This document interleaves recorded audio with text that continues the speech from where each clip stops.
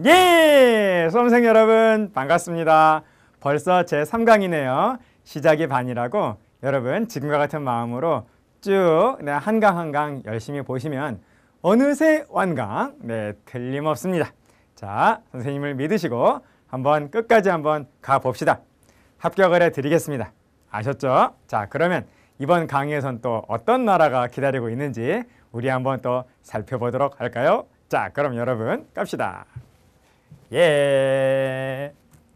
자, 여러분 이번 강의는 고조선과 그 이후에 등장하는 여러 나라들을 공부하는 그런 시간이 되겠습니다.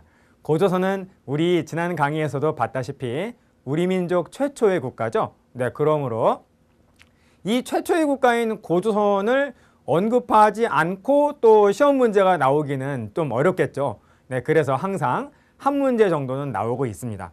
그 이후에 등장하는 부여, 고구려, 옥저, 동해, 마한, 진안, 변환과 같은 여러 나라 역시 반드시 한 문제는 출제가 되고 있으므로 여러분 신경 써서 봐주십시오. 그러므로 이번 강의는 두 문제를 커버하는 그러한 시간이 되겠습니다. 자, 그럼 여러분 우리 한번 가볼까요? 여러분, 우리 민족 최초의 국가는 고조선이죠? 네, 여러분 국가 제일 먼저 언제 생겼습니까? 청동기 시대에 처음으로 생겼잖아요. 네, 그러므로 바로 그 국가가 고조선이 되시겠다라는 겁니다. 그래서 고조선은 청동기에 건국이 된 건 틀림이 없는데, 근데 여러분 고조선이 멸망할 때에도 청동기에 멸망했을까요? 그건 또 아니라는 겁니다. 고조선은 철기에 멸망을 했어요. 그래서 이 사이에 어느 시점에 철기가 바로 고조선에서 도입이 되었다라는 겁니다. 중국으로부터 철기가 와가지고 어느 시점에 철기가 틀림없이 도입이 됐을 거예요. 네, 철기가 도입이 되었습니다. 그 시점을 말씀을 드려본다라고 한다면 기원전 5세기예요. 이러한 숫자는 굳이 모르셔도 상관이 없습니다. 기원전 5세기에 철기가 처음으로 들어왔는데 이때에는 그 고조선의 사회 안에서 일반화, 철기가 보편화되진 않고 있었습니다. 철기가 일반화되는 계기는 그 이후에 따로 있어요. 그것이 무엇이냐? 바로 다름 아닌 기원전 194년. 연도는 굳이 모르셔도 상관없습니다. 제가 이렇게 연도를 적는 이유는 참고하시라고. 대략 이맘때구나 라는 걸 여러분 그냥 이해를 하시라라는 거지 결코 외우시라라는 건 아니에요. 우리 한능검에서 숫자, 연도를 그 자체를 물어보는 문제는 없습니다. 등장하지 않아요. 참고만 하십시오. 기원전 194년에 위만이 집권을 하면서 위만이 중국에서 와가지고 당시 고조선의 왕인 준왕을 몰아내고 자기가 왕이 돼요. 그래서 그 다음부터를 위만조선이라 그러거든요. 그래서 그 이후부터를 이제 위만 집권이라고 하는데요. 그때부터 이제 철기는 본격화, 도입이 된 철기가 위만의 집권으로 본격화된다. 위만이 왕이 되면서 바로 이때부터 본격화된다 라고 말씀을 드릴 수가 있겠다라는 겁니다. 요것도 하나의 출제의 포인트예요. 그래서 우리 예습을 하나 한 거죠. 예습을. 좋습니다. 위만 나오면은 우리 또 다시 한번 보도록 하시고요. 자, 여러분 성장을 보시면 우리 고조선 그 페이지 20페이지를 보시면 이렇게 세 개가 아마 사진에 있을 겁니다. 여러분 고조선 사람들이요 이런 것들을 썼어요. 그래서 지금 현재 이 세 가지가 발견되는 범위가 바로 고조선의 영역이다. 고조선 사람들이 살고 있었던 그 세력 범위가 되겠다라고 우리는 이해를 하는 거죠. 여러분 이해되시죠? 이송리식 토기, 또 비파형 동검, 그리고 탁자식 고인돌, 탁자식 고인돌. 자, 여러분 고인돌 하면 보통 이렇게 다리가 있고 그 위에 덮개돌이 있잖아요. 이런 게 탁자, 탁자, 이 롱다리, 고인돌이 바로 탁자식 고인돌이라고 표현을 합니다. 그런데 고인돌은 다른 종류가 또 있어요. 숏다리, 다리가 굉장히 짧아요. 그리고 그 위에 이렇게 큰 덮개돌이 있다라는 겁니다. 그래서 실제로 가보면요. 다리가 있는지 없는지 그 안으로 이렇게 땅에 이제 얼굴을 붙이고 이렇게 봐야 아, 다리 있다. 네. 뭔가 받치고 있다. 네, 그런 게 보입니다. 숲풀에 가려가지고 사실은 잘 안 보이거든요. 자, 이러한 고인돌은 뭐라고 하냐면요. 얘는 탁자 모양을 하고 있어서 탁자식 고인돌이라고 하고, 얘는 여러분 바둑판 가운데 이런 바둑판 있잖아요. 네, 그래서 얘는 바둑판식 고인돌이라고 합니다. 그런데 얘 말고 얘, 네, 요게 바로 고조선의 네, 고인돌의 네, 문화거든요. 네, 그래서 이러한 탁자식 고인돌의 네, 출토 범위, 발견 범위가 고조선의 세력 범위구나 라고 우리는 유추해 볼 수가 있다라는 겁니다. 고조선은 더욱더 발전을 했어요. 네, 그래서 네, 왕위가 세습이 되고, 그리고 상대부 장군과 같은 그러한 네, 관직의 모습이 보입니다. 그러니까 거의 고대 국가로 네, 발전을 했다라는 거를 우리가 유추해 볼 수 있다라는 거예요. 근데 결국 고조선은 중국의 왕조인 한나라한테 멸망하거든요. 그래서 가장 발전된 단계에 있었던 이 고대 국가까지 그 발전을 했었던 이 고조선은 이 한나라의 공격에 의해서 멸망을 당하면서 그 이외의 다른 국가들이 이제 그 바통을 잇게 되는데, 그 국가들은 연맹왕국이라는 겁니다. 그래서 국가의 발전 단계는 고조선의 멸망으로 인해서 다시 발전 단계가 후퇴하는, 퇴보하는 그런 어떤 모습을 보이게 된다는 것이죠. 자, 아무튼 여러분, 네, 상대부 장군과 같은 그런 관직이 있었고, 당시 중국은 춘추 전국시대라고 해서 여러 나라들이, 중국의 여러 나라들이 바로 경쟁을 해서 통일을 하기 위해서 경쟁을 하는 그 아주 치열한 시대였습니다. 그 나라들, 여러 나라들 가운데에서 고조선과 가장 가까이 있었던 나라가 바로 연이라고 하는 나라가 있었어요. 그래서 연으로부터 지배를 받았다가 아니라 연과 경쟁을 했다라는 겁니다. 연과 네, 대립할 정도로 굉장히 강했다라고 우리는 본다라는 거예요. 자, 이 부분에 대해서 쌤이 네, 지도를 그리면서 지도를 보면서 같이 한번 보시도록 하겠습니다. 자, 여러분 이쪽으로 한번 가볼까요? 자, 쌤이 미리 그려놨어요. 자, 우리 제1강에서 공부 한번 했었는데요. 자, 이 강의 이름은 요하입니다. 요하. 이 요하의 서쪽을 우리 뭐라 그런다고요? 쉽다. 요서. 요하의 동쪽을 요동. 네. 자, 그런데 이 요서하고 요동을 합쳐가지고 통째로 부르는 이름이 있어요. 그것을 뭐라고 하느냐?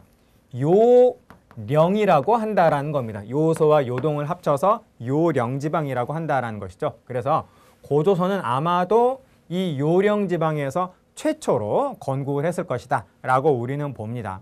그런데 이때 중국의 전국시대, 춘추 전국시대 가운데에서 당시 전국시대였는데요. 전국시대 그 7개의 나라 가운데에서 가장 고조선과 가까이 있었던 나라가 연나라였어요. 연나라의 공격을 받아가지고 연과 경쟁하다가 연나라의 공격을 받아서 고조선은 이 요령 지역에서 보다도 그 연과 멀리 있는 보다도 뒤의 지역으로 후퇴한 것으로 우리는 추정을 합니다. 그래서 여러분, 요게 청천강이고 그 아래쪽에 대동강이라 그랬잖아요. 네, 대동강 유역에 이 평양평야라고 하는, 지금도 그렇지만 북한에서 가장 드넓은 평야가 있어요. 바로 이 지역, 이 지역으로, 바로 평양 지역으로 바로 고조선이 중심지가 이렇게 이쪽 요령 지역에서 평양평야, 대동강 유역에 이 지역으로 중심지가 이동되었다라고 하는 것이 바로 가장 현재 많은 학자들이 지지하는 중심지 이동설, 다수설이 되겠다라는 겁니다. 그래서 이렇게 여러분 생각하시면 될 것 같아요. 그래서 고조선은 처음에 요령에서 건국하고, 그리고 그 이후에 중심지가 이동이 되어가지고 여기서 망한 거죠. 네, 그렇게 보시면 되겠습니다. 되셨죠, 여러분? 자, 그럼 다시 우리 슬라이드로 가겠습니다. 슬라이드로. 네. 자, 이렇게 여러분 좀 정리해 주시고, 자, 단군왕검 이야기 여러분, 네, 우리 교재에 있는 내용을 한번 이렇게 딱 정독을 하시면서 전체적으로 이해해 주시기를 당부를 드리겠습니다. 삼국유사 제왕후기 동국여지승남 참고, 쌤 여기까지 외워야 돼요? 외우실 필요는 없고요. 네, 이러한 책에 우리 단군신화, 단군의 건국신화가 들어가 있다. 이렇게 여러분 이해를 해주시면 되겠어요. 자, 그리고 여러분 보시는 바와 같이 단군 왕검. 자, 여기에서 우리가 또 알 수 있는 것이 하나가 있는데요. 단군은 제사장이란 뜻이에요. 제사장. 자, 그리고 왕검은 정치적 지배자, 정치적인 지배자를 왕검이라고 그러거든요. 그런데 이 환웅과 웅녀 사이에서 태어난 그 아들이 바로 단군 왕검 아니겠습니까? 한 사람을 단군이면서 동시에 왕검이라고 불렀다라는 것은 그 사람한테 이 두 개가 모두 있었다라는 얘기죠. 그러니까 그 사람은 단군 왕검은 제사를 주관하는 제사장이면서 동시에 정치적 지배자이기도 했다라는 거예요. 여러분 이것을 통해서 우리는 뭐를 알 수 있느냐? 제사의 제자와 정치적 지배자, 정치 지배자. 바로 고조선 사회는 제사와 정치가 하나 된 재정 일치의 사회였다라고 하는 거를 우리가 어느 정도 유추해 볼 수가 있다라는 겁니다. 자, 그렇게 좀 정리해 주시고요. 자, 다음 보시겠습니다. 자, 위만조선 얘기가 나왔어요. 자, 역시 요것도 간략하게 쌤이 먼저 설명을 좀 드리고 싶은데요. 자, 이렇습니다. 자, 여기가 이쪽이 중국 땅이고요. 이쪽이 중국 땅이고, 자, 그리고 이쪽이 고조선 땅이라고 한번 가정을 해보겠어요. 당시 고조선의 왕은 준왕이었습니다. 위만이 중국 지역에서 고조선 땅으로 넘어와서 결국 어떻게 되냐면 준왕을 몰아내고 자기가 왕이 돼요. 그러니까 왕위를 뺏어버린 거죠, 자기가. 네. 그래서 준왕은 아래쪽으로 내려갑니다. 네, 고조선 아래쪽에 우리 한반도 남부 지역으로 내려가가지고 이 준왕은 이 남부 지역에 진왕 또는 한왕이라고 표현을 하거든요. 그래서 준왕은 진왕 또는 한왕이라고 칭하면서 한반도 남부 지역을 통치하게 돼요. 그래서 이 나라를 보통 뭐라고 표현을 하냐면 진이라고 표현을 합니다. 진이라고 표현을 한다. 그리고 왕위를 빼앗은 위만은 바로 고조선의 새로운 왕이 된다라는 거죠. 그래서 이 다음부터의 고조선을 우리는 위만조선이라고 표현을 해준다라는 겁니다. 그런데 여러분, 위만이 중국에서 이렇게 올 적에 중국은 이미 이 당시에 철기로 완전히 바뀐 상태였기 때문에 철기로 완전히 바뀐 그 상태에서의 그 위만이 고조선의 집권자가 되므로 바로 그 영향으로 고조선은 철기가 아주 급속도로 확산이 되게 된다라는 거예요. 그래서 더욱더 고조선은 위만조선으로 인해서 더욱더 고조선은 힘이 더 강해지겠죠. 당시 중국은 한이라고 하는 통일된 국가가 있었는데 점점 더 힘이 강해진 이 고조선은, 이 위만조선은 남쪽에 있는 진과 그리고 중국의 왕조인 한과의 사이에서 중개무역을 통해서 큰 돈을 벌었다라는 겁니다. 중개무역을 해가지고 진으로부터 물건을 받아서 보다 더 비싼 가격으로 한나라한테 팔고 한나라한테 물건 받아서 보다 더 비싼 가격으로 진한테 팔았다라는 겁니다. 강제로 그랬다라는 거예요. 강제로. 자, 그래서 돈을 더 많이 벌면서 더욱더 성장을 하게 되니까 이것을 위협으로 느낀 한나라가 침공을 해와가지고 결국 기원전 108년에 멸망을 하고 만다라는 거예요. 자, 여러분 이해되시죠? 자, 그래서 여러분, 자, 이쪽, 자, 지도를 다시 한번 확인해 보도록 하겠습니다. 자, 보세요. 여기가 고조선의 중심지인데, 이 고조선의 수도인 왕검성이 결국 기원전 108년에 함락을 당하게 되면서 바로 당시에 중국의 왕조는 한이었거든요. 한나라. 그래서 당시 중국의 한 무제가 보낸 군대의 공격을 받아서 결국 멸망을 하게 되고요. 이 고조선의 멸망한 이 고조선의 주민들을 한 나라가 통치하기 위해서 여기에 4개의 작은 국가, 일종의 작은 국가를 건국을 합니다. 그래서 바로 이 자리에 낭랑이 건국이 되고요. 그리고 이 아래쪽이 황해도 지역인데요. 이 황해도 지역에는 진번, 그리고 낭랑 오른쪽에는 임둔, 그리고 낭랑 위쪽에는 현도라고 하는 군사 기지이면서 동시에 작은 국가의 기능을 하는 4개, 낙랑, 진번, 임둔, 현도의 4개의 지방 정권을 한 나라가 수립을 해가지고 바로 이 4개의 지방 정권을 통해서 고조선의 주민들을 간접적으로 통치했다라는 겁니다. 여러분 이해되시죠? 네, 그런데 얼마 후에 진번과 임둔, 현도는 금방 없어지고 말아요. 그런데 낙랑은 아주 오랫동안 간다라는 겁니다. 400년 동안 가게 돼요. 그런데 이 중국 왕조가 만들어준 이 낙랑이 차지하고 있는 범위는 이 정도 지역밖에 안 됩니다. 그래서 우리나라의 영토가 되는 만주와 한반도의 거의 대부분은 무정부 상태가 되는 거죠. 네, 그래서 여러 나라들이 고조선 멸망 이후에 등장을 하게 된다라는 겁니다. 다른 나라들은 잘 모르겠지만 적어도 부여만큼은, 맨 위에 있는 부여만큼은 고조선이 멸망하기 전부터 이 부여는 존재하고 있었던 것이 틀림이 없습니다. 그리고 그 다음에 여러 나라들이 막 성장을 하게 되는데 부여 아래쪽에 고구려,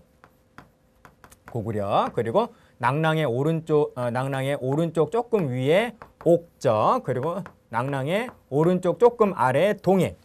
자, 그리고 남한 지역, 한반도 남부 지역의 왼쪽에 마한, 그리고 오른쪽에 진한, 그리고 남해안 쪽에 변한이라고 하는 나라들이 생겨가지고 고조선 멸망 이후의 상황이 이렇게 된다라는 거예요. 중국이 세운 약간 이질적인 국가인 낙랑과 우리 민족이 세운 부고, 옥동, 마진변을 합쳐서 셋 다 한이기 때문에 이 세 개를 삼한이라고 표현을 해주는 거죠. 그래서 고조선 이후에 우리 민족의, 우리 한국사의 주인공은 바로 이와 같은 국가들이 된다라는 겁니다. 물론 다 그런 건 아니지만은 부여와 고구려와 같은 나라들은 뭐 당연히 이 당시에 부족이 하나의 부족이 아니라 여러 개의 부족이 연합을 해가지고 부여와 고구려와 같은 이러한 나라들을 만들었거든요. 그래서 이러한 나라들을 통째로 우리는 뭐라고 하냐면 부족 연맹체 국가 또는 연맹왕국이라고 표현을 해준다라는 겁니다. 연맹왕국. 그래서 고조선 이후의 연맹왕국은 바로 이와 같은 나라들이고요. 물론 이 모든 나라들이 연맹왕국이었던 건 아닙니다. 그래서 이 시대를 연맹왕국 시대다라고 표현을 해준다라는 겁니다. 여러분 이해되시죠? 네, 그래서 그 다음의 상황은 이런 상황으로 가기 때문에 우리는 그 다음에 공부할 내용은 바로 연맹왕국이 되겠다라는 거예요. 네, 고조선을 조금만 더 마무리한 다음에 그 다음에 연맹왕국으로 넘어가 보도록 하겠습니다. 자, 고조선은 8개의 법이 있었다라고 하죠. 그거를 뭐라고 하냐면 팔조법이라고 합니다. 그런데 이 중에서 3개만 지금 전해지고 있어요. 3개만. 나머지 5개는 뭔지 모릅니다. 그 3개를 통해서 당시 고조선 사회가 어떠한 모습이었는지를 대체적으로 유추해 볼 수 있다는 거죠. 첫 번째가 뭐냐면 사람을 살해한 자는 즉시 죽인다, 사형시킨다. 이것을 통해서 당시 고조선 사회는 생명을 존중한 사회였다라는 것을 알 수가 있습니다. 생명 존중. 그런데 생명 그 자체를 존중했다라기보다는 지배자의 입장에서는 누군가 한 사람이 피지배자가 죽으면 그 사람을 부려먹을 수가 없잖아요. 그래서 노동자 한 사람이 죽는 것과 마찬가지이기 때문에 나의 노동자를 죽이지 말라라고 하는 그러한 차원이었다라는 겁니다. 그러한 개념이어서 그래서 사람을 죽게 만든 자는 가장 큰 벌을 줬다라는 거예요. 그러므로 여러분 생명 존중이면서 동시에 노동력 존중. 죽어버리면 부려먹을 수가 없으니까 그래서 노동력을 존중했다라고 하는 거를 존중이라기보다는 중시라고 봐야겠네요. 중시. 노동력을 중시한 사회였다라는 걸 알 수 있습니다. 자, 그 다음에 다른 사람을 다치게 했다. 상해라는 말이죠. 다치게 했다. 다치게 했을 경우에는 곡식으로 배상한다. 여러분 곡식 이것을 통해서 당시 고조선 사회가 농경사회였구나 라는 거를 또 알 수가 있겠고요. 그리고 배상한다. 곡식으로 배상한다라고 하는 말은 네 거 내 거의 구별이 있어가지고 내 거를 꺼내서 바로 국가한테 또 그리고 국가가 아니라 상해를 입은 바로 그 피해자한테 준다라고 하는 그런 의미니까요. 이것은 엄연히 사유재산이 전제된 그러한 형벌이 된다라는 겁니다. 자, 그래서 이렇게 이해할 수 있겠고 또 도둑질을 했다. 남의 물건을 훔친 자는 노비로 삼는다 라는 것을 통해서 바로 이것을 통해서 계급이 존재했다라고 하는 거를 우리가 충분히 유추해낼 수가 있다라는 겁니다. 여러분 이해되셨죠? 좋습니다. 네. 여러분 정말 주의하셔야 될 게요. 부여하고 고구려는요. 물건을 훔치면 노비가 아니라요. 12배로 배상한다거든요. 그러니까 헷갈리시면 안 된다라는 겁니다. 고조선은 물건 훔치다가 걸리면 노비로 삼는다고요. 그리고 부여하고 주의. 네. 만약에 절도가 부여하고 고구려다라고 하면요. 훔치다 걸리면 안 걸리면 상관없고 네, 지금도 그렇죠? 네. 아, 그렇다고 훔치라는 얘기는 아니고 네. 부여와 고구려의 경우는 절도를 하다가 걸리면 12배로 배상을 합니다. 뭐 예를 들어서요. 돼지 한 마리 훔치려다가 걸렸어요. 그러면 돼지 12마리로 네, 배상을 한다라는 겁니다. 이거를 뭐라고 하냐면요. 일책 12법이라고 합니다. 한 가지 책임질 일이 생기면 12배로 배상한다라고 해서 일책 12법이라고 한다라는 거. 혼동에 주의합시다. 오케이? 좋습니다, 여러분. 네. 자, 여러분, 그럼 이제 우리 연맹왕국으로 한번 들어가 보도록 하겠어요. 네. 자, 부여 만주 숭화강 유역의 평야. 여러분, 만주의 가장 대표적인 강이 숭화강입니다. 네. 우리나라의 가장 대표적인 강 그러면 한강이잖아요. 네, 그런 것처럼 네. 만주의 가장 크고 가장 대표적인 만주를 정 가운데로 통째로 이렇게 쫙 흐르는 강이 바로 숭화강. 네. 그리고 평야지대다라는 거예요. 자, 여러분 다시 한번 우리 네, 지도를 한번 보실까요? 오늘은 이번 강의는 조금 왔다 갔다 합니다. 네, 왔다 갔다. 네, 보세요. 자, 여러분 여기가 백두산이고 자, 여기가 압록강이고요. 자, 그리고 여기가 두만강인데요. 이 강만 이렇게 샥 넘어가면 바로 고구려가 있는 이 지역은 아주 빽빽한 아주 험준한 산악지역입니다. 아주 험준한 산악지역이고 이 산악지역을 벗어나서 조금 더 북쪽으로 가면 바로 광활한 만주벌판, 네, 만주평야가 등장을 한다라는 게 나타난다라는 건데 바로 그 만주평야에 있는 나라가 바로 부여라는 겁니다. 여러분 이해되시죠? 네. 그리고 고구려는 어디 있다? 산악지역에 존재한다라는 거예요. 이거를 기억하시면서 여러분 설명을 듣도록 하십시오. 부여가 있었던 곳은 네, 평야지역, 그리고 고구려가 있었던 곳은 더 남쪽임에도 불구하고 산악지역이었다라는 거예요. 그러니까 농사는 어디가 더 잘 됐을까요? 농경지는 어디가 더 많았을까요? 그렇죠. 부여가 농경지는 더 많았던 거죠. 고구려는 여기다 산악지역이기 때문에 농경지가 부족했다라는 겁니다. 그거를 기억하시면서 슬라이드로 다시 한번 가겠어요. 네. 자, 그래서 여러분 보시는 바와 같이 네, 만주의 숭화강 유역의 평야에서 등장한 나라가 바로 부여가 되는 거고 5부족 연맹체였다. 네, 그래서 5개의 부족이 연합을 해가지고 보다 더 강력한 외침을 함께 막으려고 했다라는 겁니다. 그런데 이때 5개의 이 부족은 각각의 부족장들은 자기 부족을 통치하는 통치권은 내놓지 않고 큰 적이 쳐들어왔을 때만 힘을 합쳐서 싸우기로 약속을 했다라는 겁니다. 그렇기 때문에 왕이 있다 할지라도 네, 부여의 왕이 있다 할지라도 그 왕은 다른 부족의 문제에 대해서는 내정 간섭을 할 수 없었다라는 것이죠.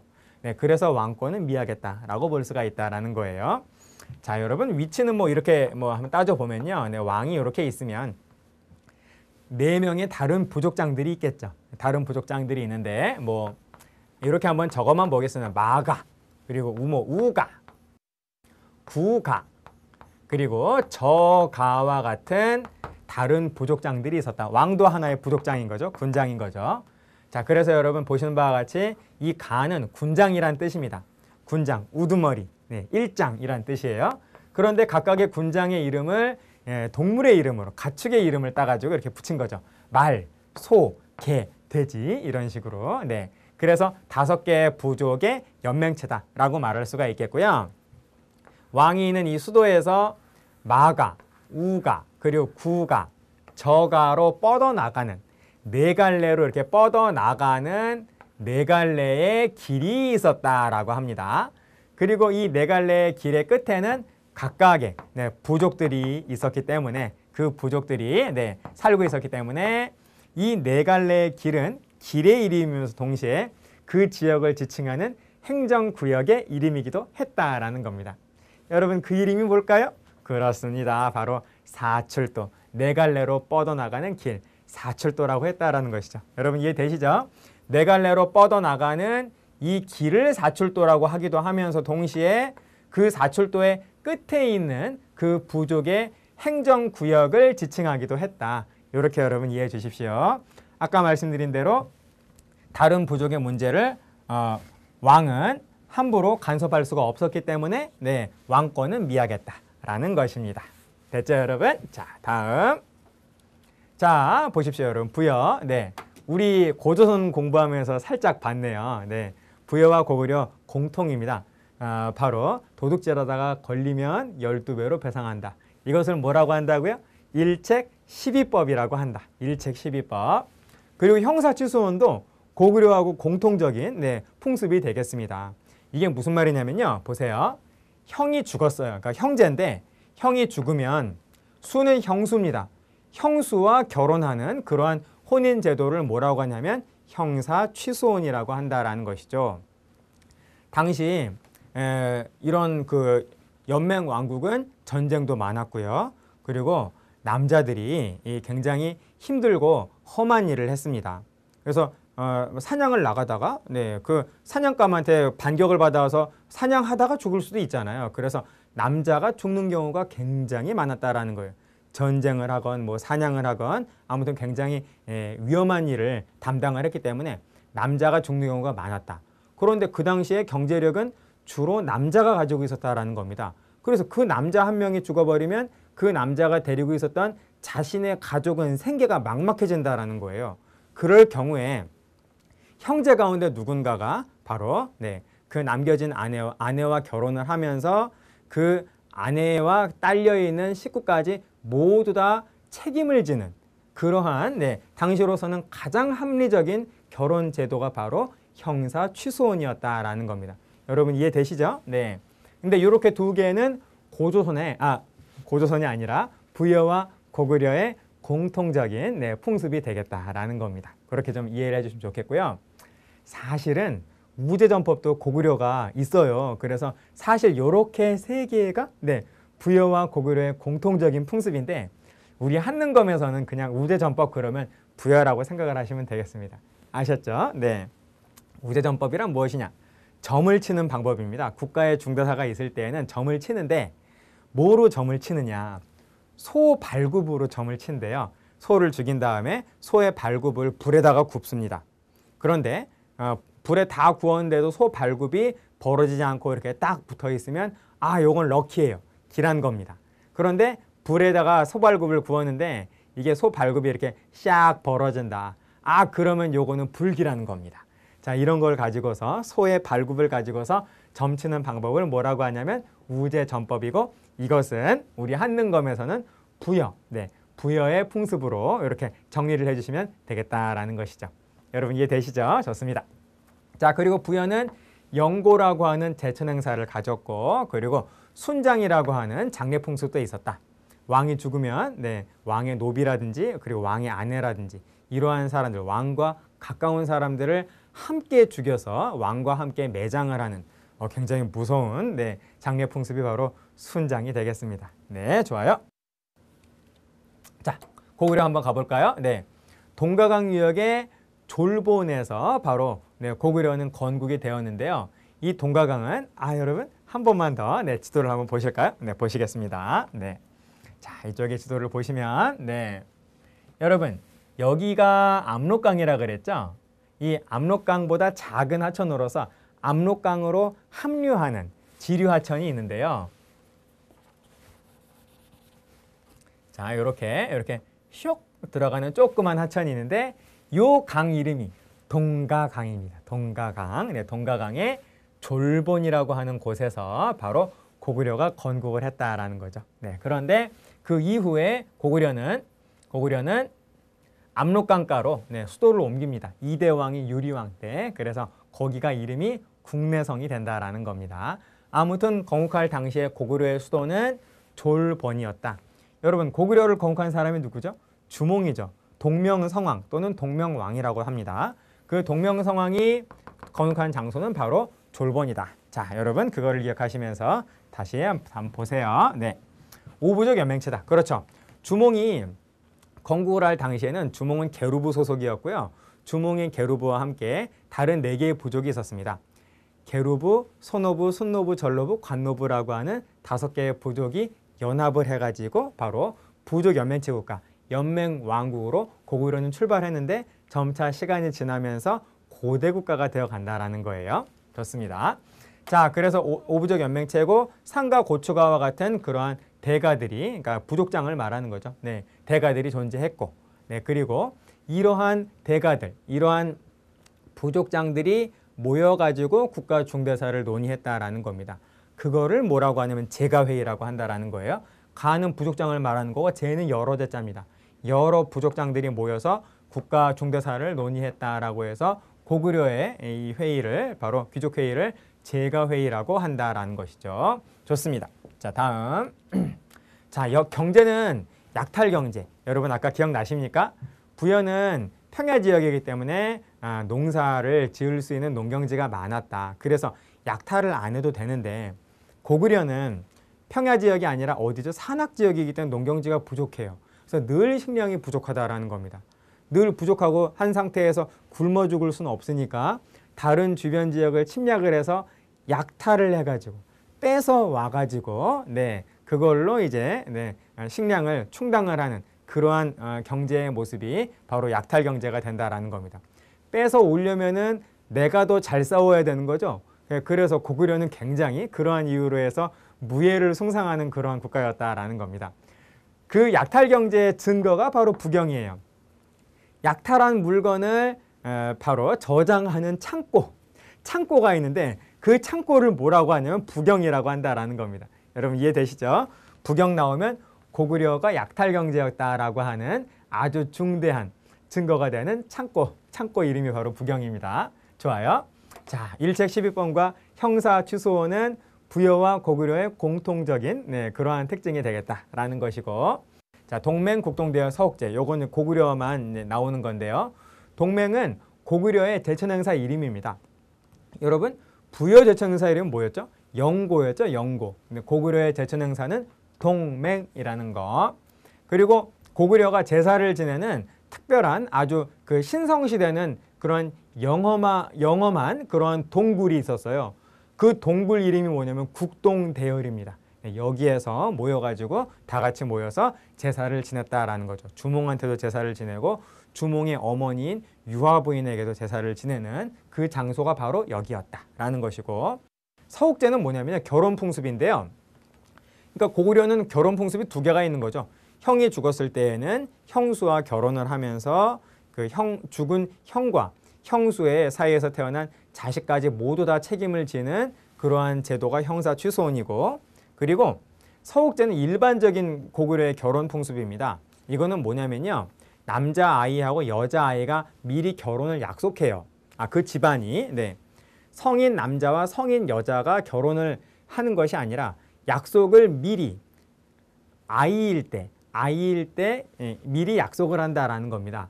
그리고 그 남자아이가 보세요 여러분, 얘가 남자아이고 얘가 여자아이라고 하면요, 남자아이가 아이일 때 여자네 집에 가서 계속 장성할 때까지 내내 노동력을 제공을 합니다.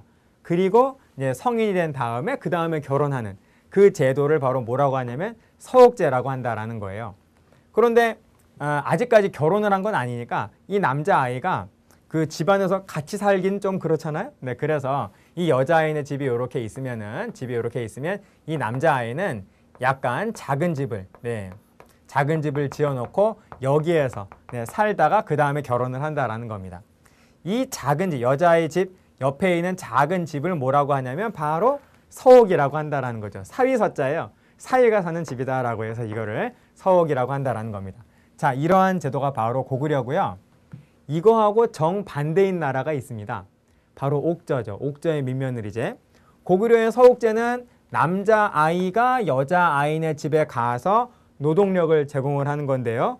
옥저의 민며느리는 정반대로 여자아이가 남자아이네 집에 가서 노동력을 제공하다가 성장하면 결혼을 하는 거예요. 정반대되는 게 옥저의 민며느리제다라는 거. 자, 기억을 좀 합시다, 여러분. 좋습니다. 자, 그러면 이어가지고 계속 볼까요? 옥저가 드디어 나왔네요. 네, 옥저와 동해의 공통점 모두 다 동해안이다. 옥저가 조금 더 위죠. 그래서 함경도 동해안이 옥저고, 그리고 조금 아래에 있는 남쪽에 강원도 동해안이, 강원도 북부에 네, 동해안이 바로 네, 동해가 되겠습니다. 아무튼 동해안이 바닷가니까 여러분 해산물이 풍부하겠죠. 해산물이 네, 해산물이 풍부하고, 그리고 또 네, 토지가 비옥한데 옥저와 동해는 인구가 많지 않고요. 그렇게 국력이 세지 못했습니다.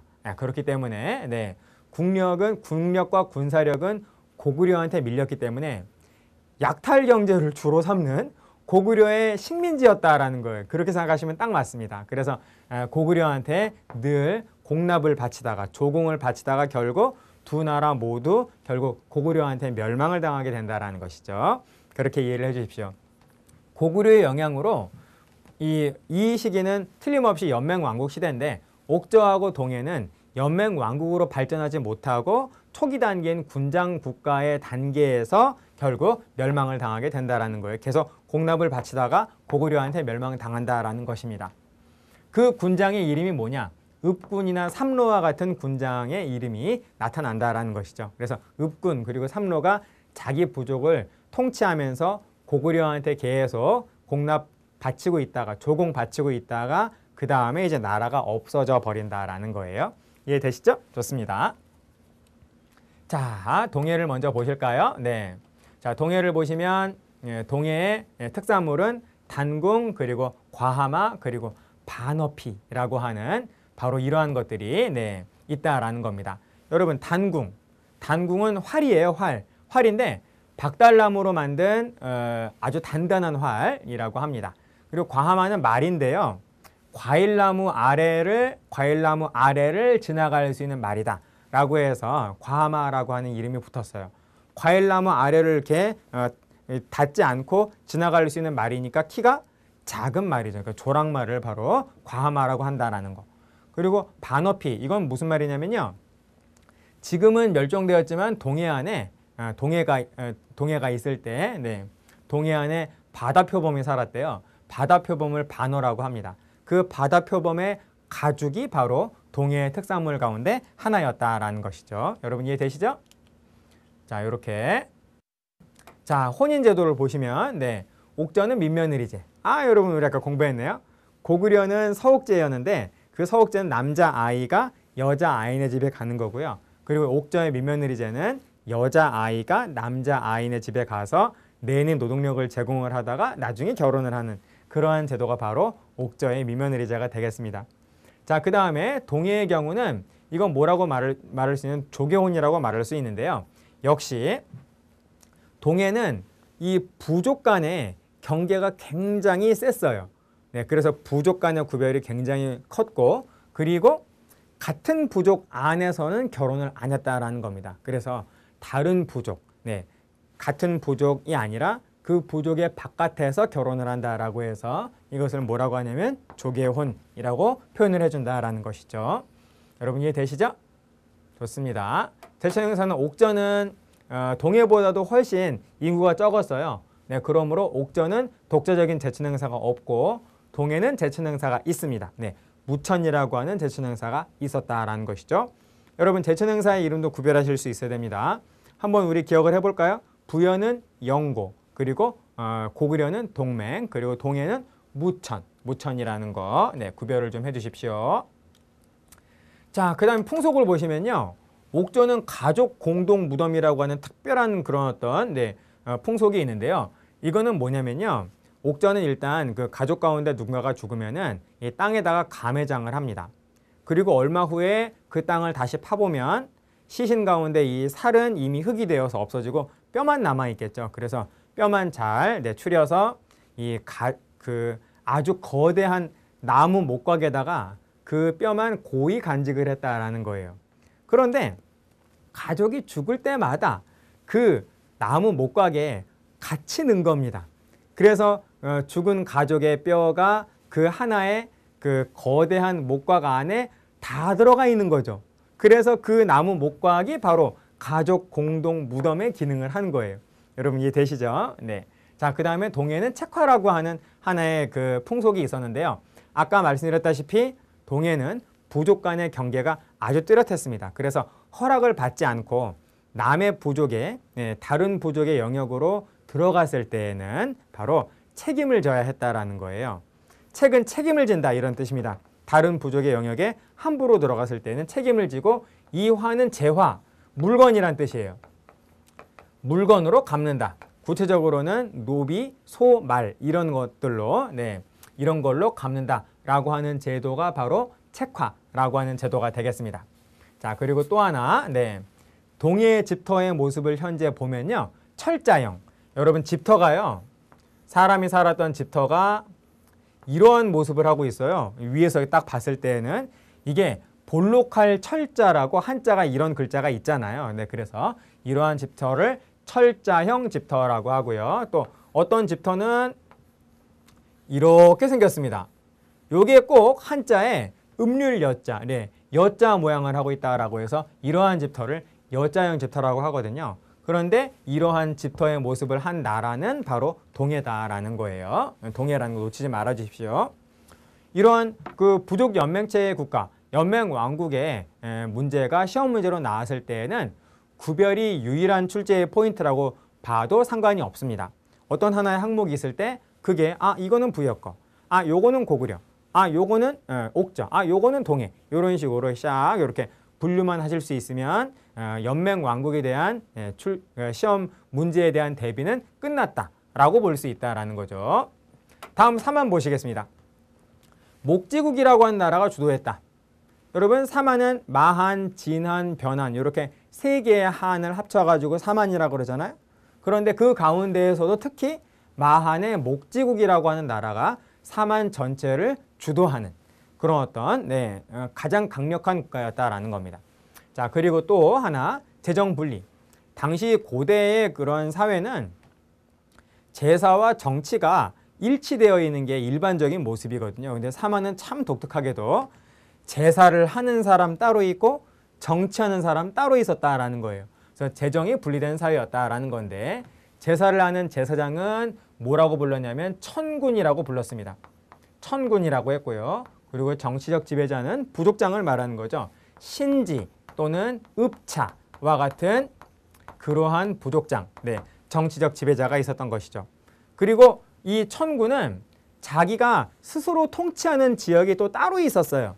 그 지역을 뭐라고 했냐면 소도라고 했다라는 겁니다. 그래서 신지와 읍차마저도 천군이 독자적으로 통치하는 소도 지역에는 함부로 들어갈 수가 없었다라는 것이죠. 그래서 엄격하게 재정이 분리가 되어 있는 그러한 국가가 바로 사만이었다라고 볼 수 있습니다.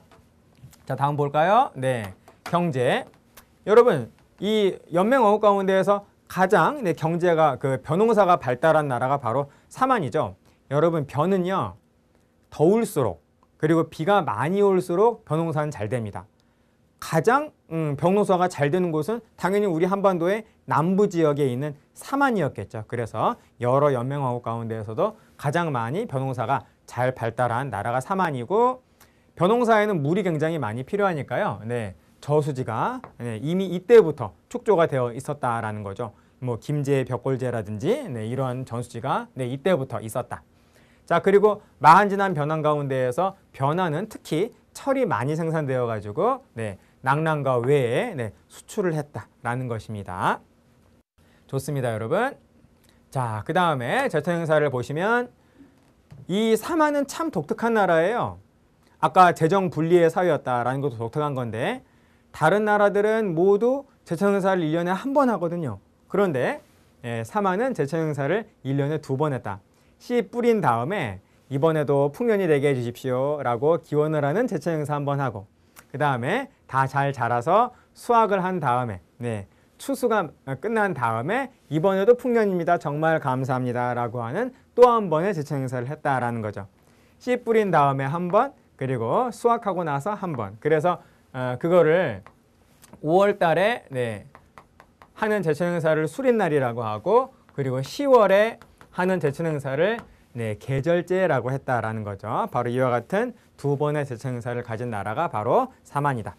그리고 두레라고 하는 풍습이 이때부터 있었다라는 겁니다. 여러분 이건 뭐냐면 농사, 특히 벼농사는 혼자 못합니다. 함께 공동으로 해야 된다는 거죠. 그래서 함께 농사를 짓고 그리고 함께 노는 놀이와 그리고 작업을 함께 하는 농사를 함께 짓는 농촌의 이런 어떤 공동체를 뭐라고 하냐면 두레라고 한다라는 겁니다. 두레.